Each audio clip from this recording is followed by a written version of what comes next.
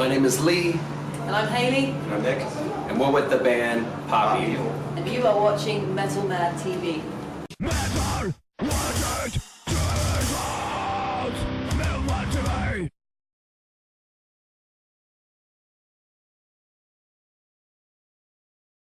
Yeah, the history of the band, we started in 2001, Pop Evil from Grand Rapids, Michigan, and we're getting ready to do our 5th album. So it's crazy. There's been a lot of lineup changes and a lot of transitions over the years, but finally we got the core guys going and girl. So it's awesome to finally be back with the focus of breaking Europe and keeping it strong here, and getting our fans ready to rock here in France.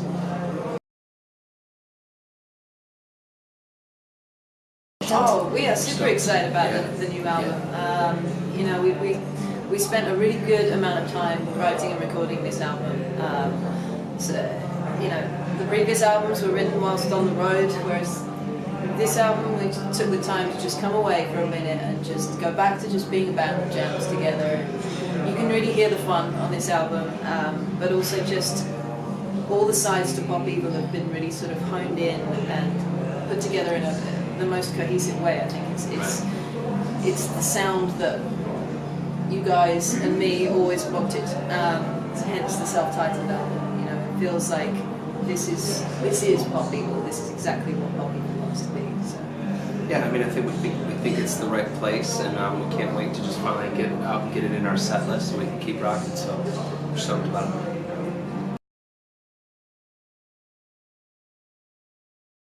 Yeah, well, we took the writing process. We took the longest time we've ever had to take in it. We took over a year to just kind of set it up, pre-production.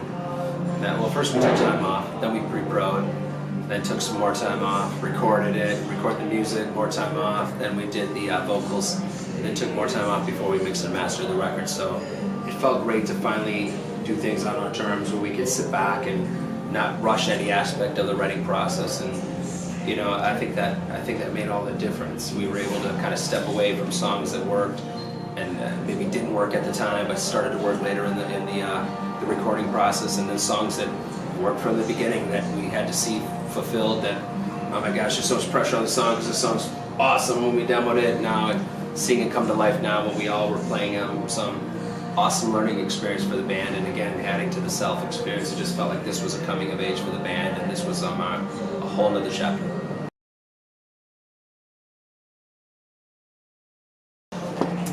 I think the coming away from the road and just jamming as a band was so important. I mean, I spent close to 2 years, about a year and a half on the road with them. So we got to know each other pretty well, but we never sort of just sat in a room and jammed together. And I think that was so important for all of us. And I think any band that's been going for such a length of time, just to step away and jam and remember why it is you started in the first place. And it's just a jam where nobody's listening. It's just about having fun. So that kind of integrated me, and it also refreshed the guys as well. It had a double purpose. And then I think there's slightly different touches that I bring to Pop Evil that haven't been there previously. Sort of the keys and just slightly different ways of approaching drums. Sort of some more kind of delicate notes are in there as well. So I've kind of just taken what Pop Evil drum-wise was and just expanded it and embellished it and put my own touch on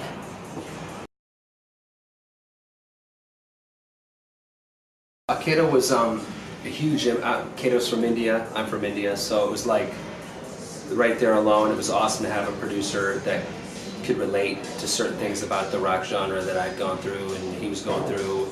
That was a starting point that we were talking about Kato doing the record. And once I was starting to get interest, we kicked it to the band. If that was where they were at, that band all seemed like that was the right idea. And once we started to actually get in there and work with Kato, we realized real quick that this was what we'd been looking for a long time. A producer that could really shake the right things out of us, steer us in those right directions that could solidify strong work ethics in the studio and out of the studio. So again, the way he kind of came in and let us do what we wanted to do, but at the same time kind of, you know, honed it and, you know, really steered us closer to what we'd always been trying to find sonically. I mean, even from Hayley's drum kits to having three or four different drum kits to us all being in the studio together, making sure we were all writing together and recording it together, so we were all hearing ideas fresh as they happened. I mean, those were all things that sound obvious, but for a new band in today's world, you almost got to tour every month to pay your bills and to keep the lights on. So it was important for us to make sure, so every time we would actually record a part, everyone would leave and everyone would go take some time off. So it was so important this time around that we were all there and really supporting each other while we were all kind of playing the parts and being there together to gel.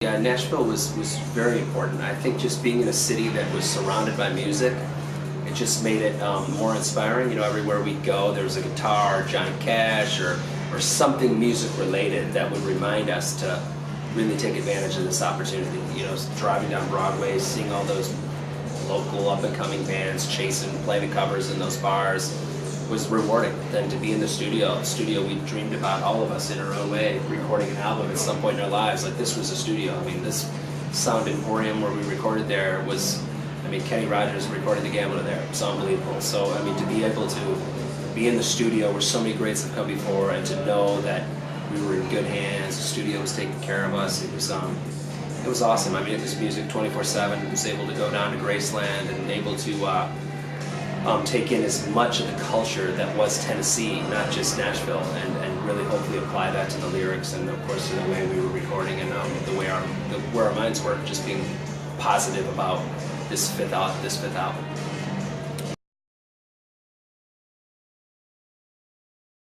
Onyx was, I had lost my dad in 2011, so Onyx was a lot of anger, a lot of confusion, a lot of frustration. I think that, you know, after the end, obviously we had a lot of success with Onyx, so I think after that record, though, it was about finding the fun again in it. You know, I know when we got ready to do album number 4, there was parts of me, for the first time in my life, where I was just like, you know, do I really want to be doing this? You know, is this really, it wasn't that I was going to quit, but it was like I just didn't have any energy to go write Trenches 2 or Torn to Pieces 3. You know, it was like I didn't know what I wanted to write. I didn't know where my head was at, and I realized I wanted to have fun again, and Footsteps, you know, was kind of the song that broke me out of that and reminded me that, like, wow, this is fun again for me. And at that point, before Hayley was there, we were starting to have fun. We're just the first early stages of having fun again.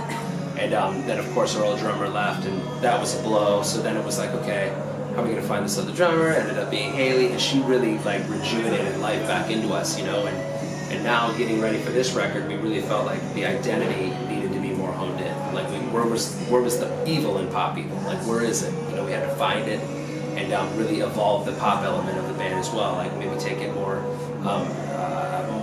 with the vibe, more creatively express ourselves that way to make it easier for our fans to identify us and make sure that when they think about a certain band, they think about pop people, you know, and they can come and, you know what to kind of expect, but at the same time not be complacent, thinking we're not going to take risks and be experimental. So, but yeah, Onyx was definitely a dark time personally, and glad to see that kind of in the background. So.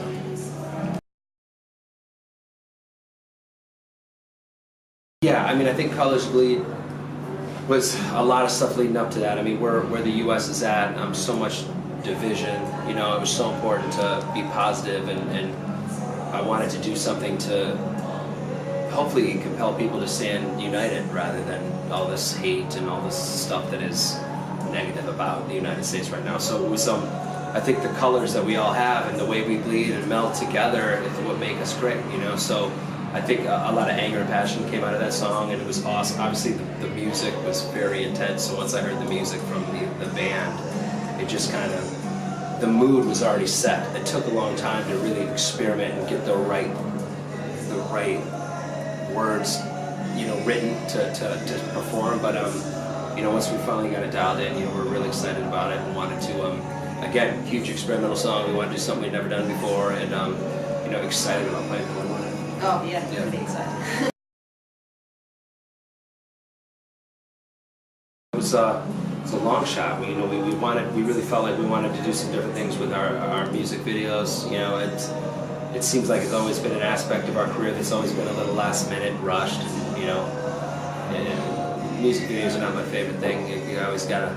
There's always so much little stuff that goes into it, and you're never happy. So it's just always been something I haven't been really excited about later on in the career. So I knew we had to do something different. And, you know, we got a couple of good leads, and a director gave us a heads up that there was this female director that I thought was awesome because, you know, where Hayley's at, she'd not done a lot of music videos before. I thought, wow, this might be something different for us that might work. You know, let's give her a shot. And she nailed Waking Lions, and you know, we brought her back. We're like, would you do Colors Bleed? You know, and she just nailed it. I mean, she's just, the way she video stuff is just the way she shoots. It's just, she's awesome. She's really inspiring. She's a really inspiring person as well. You know, she's so strong, but so sweet as well, and intelligent. She's a really, really great woman, and definitely one to watch as far as all the stuff that she does. She doesn't just do music videos. She's very, very talented.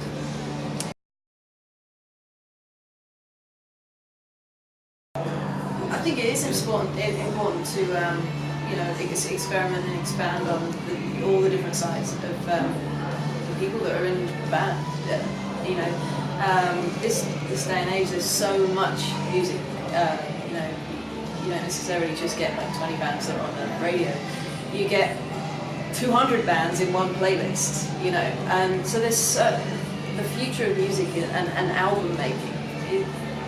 You don't need to write 12 songs exactly the same. Venture off into those different worlds, you know, and of course it needs to come together in a cohesive way, but, you know, so many people that, you know, there's a wider palette to choose from now, and who knows where music's going in the future. I'm pretty excited, to be honest with you, because so many people are exposed to so many different sounds every single day, and I think that is reflected in this album, you know.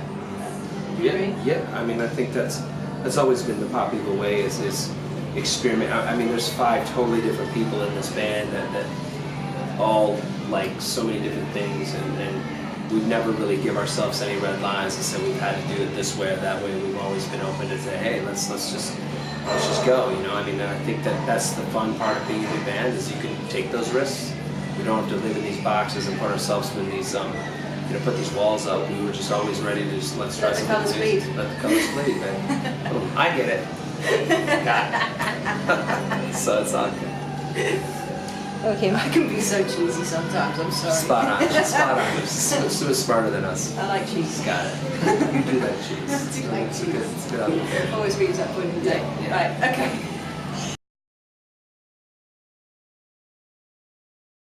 Again, we just want to challenge our fans in other ways outside of the music, you know, and I think that we all have demons personally and things we've had, trials and tribulations along the way, and you know, we felt like our artists did a great job on the artwork to really not only inspire us, but we know it's going to have an impact on our fans, you know, and the thing I love about the art the best is it's not color, because we're still writing the script, right? So it's still black and white to us, and we still can take it and shape it any way. We can choose.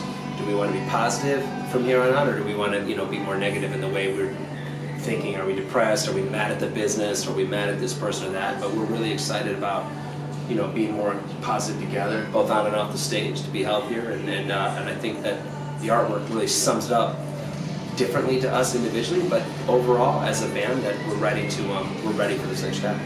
So kind of trying to put the old behind us and get ready for the next version.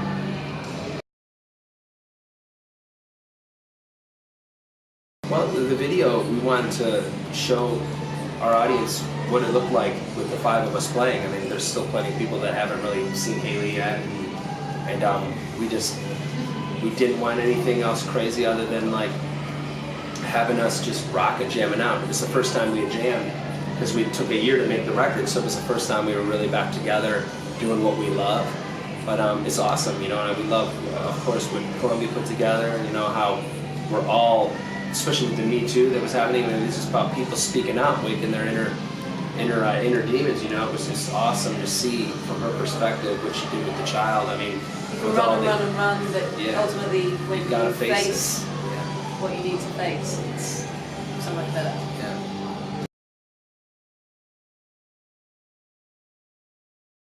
love them all. I mean, how are you supposed to say you don't like one of your kids? Right, right now we got to say Waking Lions because it's the first single, so stay with that, right? And Colors Bleed because we've released those too, so maybe 1.5 songs. Yeah. I can't pick a favorite. I mean, there's, I don't know. I mean, they all got care and attention, and I don't know if there's a favorite.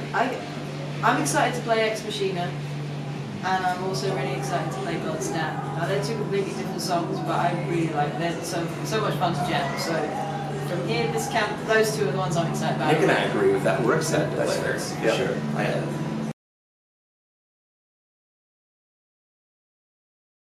It just, again, man, it's just so obvious for us. It's just about the music, you know, like it's so much talking you can do before you have to prove it on stage, you know, and you have to prove it with your album. So we're at that point in our career, like we're not trying to overhype it or talk it, we're ready to just play it. Like instead of talking about it this tour, we're going to just play it. We'll just I'd rather play than put up a Facebook status.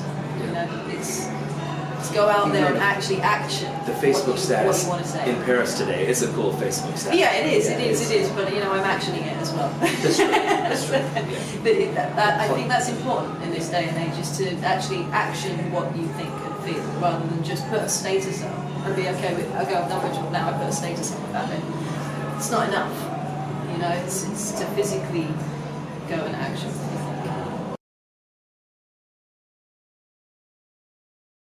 Well, we're hoping to be in Europe and France as well this summer, and hopefully we can get back before the winter rolls too. So maybe, you know, hopefully we can get here twice before the year's done, or at least a couple times in this album cycle. I mean, it's something that we're really striving to push for this album, and something very important to us. Like, we really care about our European fans. Obviously, we have one in our band now, so it's not only important for our fans but for her, because she's so committed to come over and sacrifice all her comfort zones to you know, take on all the American culture. She has no choice. We just keep forcing down her throat just because she's become one of us. No, I love So America. I love America, but obviously, you know, it's nice to come closer to home sometimes. Culturally, you know, I get back to Europe and I feel like I understand people better. So it's especially Europe for us too now. Like it's not so new. Like, it's getting exciting to be back and see familiar faces and, you know, have familiar restaurants and familiar places to go. So, you know, we're really excited, and, you know, everyone from the managers to the label, everyone's ready to try to make this commitment happen for us. And it's not the band. The band's been ready to come over since day one. So hopefully we continue to grow, and we just got to keep doing it. So that's the plan.